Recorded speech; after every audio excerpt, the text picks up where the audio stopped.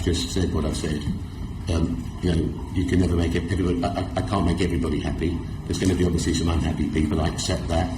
Right? As I said, hopefully by the end of the morning, and we've been through the things we have to be through, hopefully people will hear that's not the intent and we can find some solutions.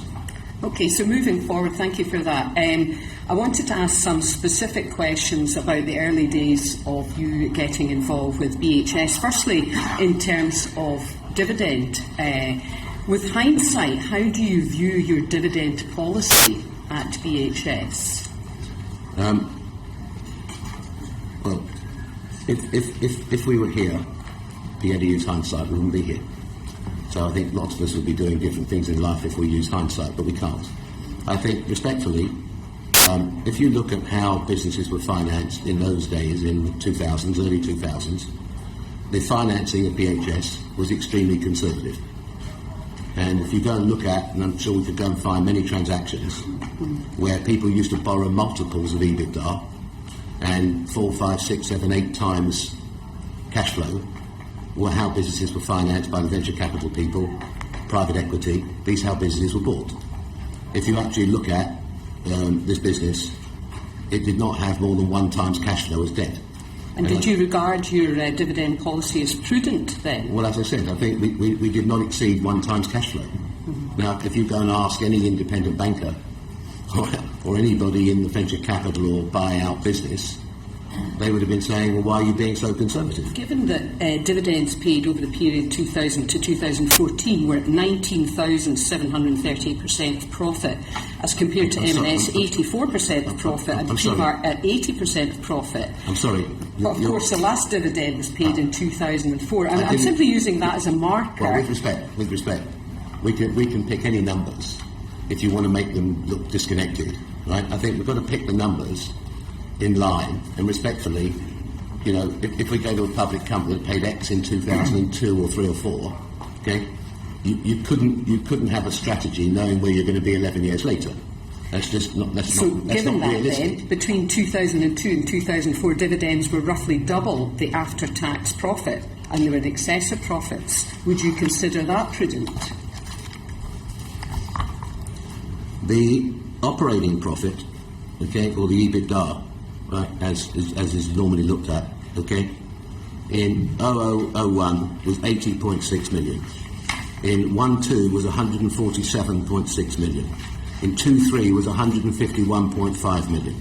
In 34 was 157.8 million. The cash generated from the business was £537 million over those years. That's the audited numbers. You're giving me some sort of, and then we can move on from there, right? But in that period of time, there was £537 million generated. My simple question to you is, with the benefit of hindsight, do you view the dividend policy, given the excessive dividends when you can do comparatives against other companies, as prudent? Did you regard them as prudent then, and do you regard them looking back as prudent now? I think, as I said to you, I think the leverage used on this company was not excessive. The bank debt, okay, against the profitability I read you, okay, in year 1 was 111 million.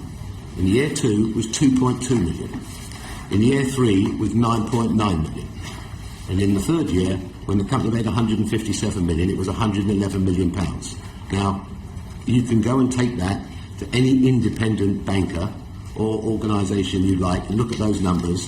They are not excessive, based on the bank debt versus the earnings. Did you have any concerns that dividends were still being paid at the rate they were when the pension scheme was moving into deficit? Well, shall we? So as we sort of, I'm happy to tackle the pensions any time you like, but I imagine it's a separate section. Yes, you're just looking at overarching kind of financial governance. Yeah, but I don't think. I think if you want to have a separate pension conversation, we can, right? But I think let's stick to the numbers. Let's go through the numbers, and then I'm more than happy to answer any questions you like on the pensions. And so limited, registered offshore. Does that mean, am I correct in assuming that the Green Empire, the wider family business, didn't pay any tax on the 152 million in rent extracted? Well, it doesn't quite work like that. So, and I don't think that's the way we should be going. Okay, I think it's well known. I left here in 1998, okay, because of a heart scare, right? And for personal reasons. When I left here in 1998 with my family, we did not own any businesses at all. So we were basically business free. I went to have some time out, okay? And then when I came back here in 2000, my family, my children remained out of the country. So the investments were made from overseas. So they weren't assets I took offshore. These were businesses that were bought whilst not being resident here. We could have taken all the brands offshore, we could have charged, well, there could have been many, many different routes if we were actually looking for a route to set up the companies to be aggressive non-taxpayers. And if you look at, over the period of time, how much tax the companies have paid, I think you'll find it's pretty substantial. Obviously, I mean, we can see, looking at the accounts, you pay tax in your UK-based holdings, but in terms of the complexity of your corporate structure, how transparent would you consider it to be, the wider group, given the number of holdings in Jersey, in Monaco and so on? Was that something you regarded as common as well? Is it more complex than you've seen elsewhere? I don't think it's complex at all. I think everybody knows that the company is owned offshore. I mean, where's that complex? Yeah. It's not been hidden. And so, going back to the purpose then, my question is, it may well be entirely legitimate tax avoidance. Well, I'm sorry, I don't accept that at all. I think 30 or 40% of the FTSE is owned by non-UK corporations.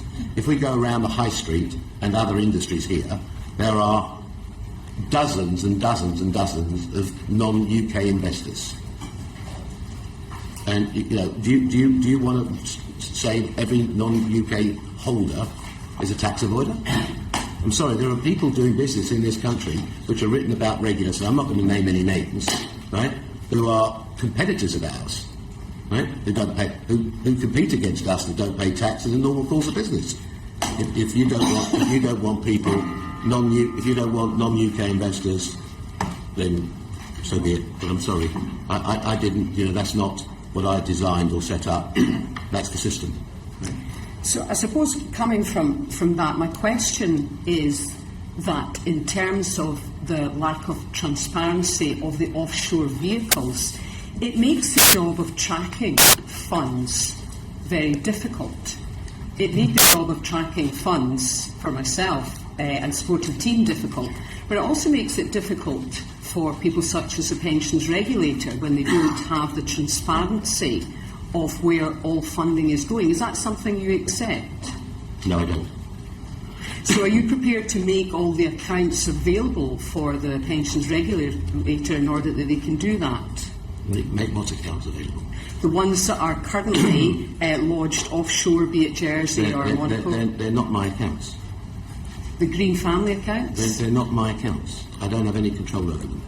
So when it says in the accounts, P. Green and his immediate family are the ultimate controlling party, what does that refer to? I'm not the shareholder or beneficiary.